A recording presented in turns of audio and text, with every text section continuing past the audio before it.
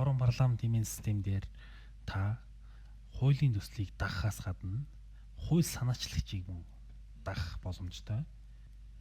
Тухайн төслийн дэлгэрэнгүй мэдээлэл рүү ороход тухайн хуулийг санаачилсан санаачлагчид харагдана. За одоо чинь Монгол Улсын засгийн газар гэсэн санаачлагч байлаа гэж бодоход тухайн хууль санаачлагчийг бид нар дагах гэсэн давчин дээр дарж дагах боломжтой.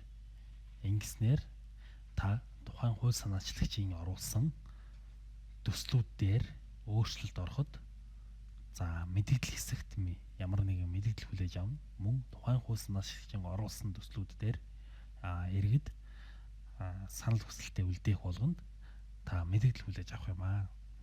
За мэдээлэл нь болохоор танд хоёр янзаар ирнэ. Нэгдүгээрт таны одоо нэвтэрсэн хэрэглэгчийн профилийн доор мэдээлэл зэсэнд ирнэ.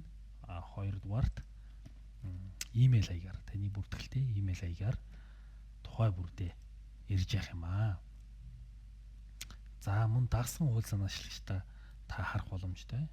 Дагсан хууль санаачлагчид гэсэн зэсэн дээр дагснаар өөрийн дагсан бүх хууль санаачлагчдыг нэг доороос харах боломжтой юм аа.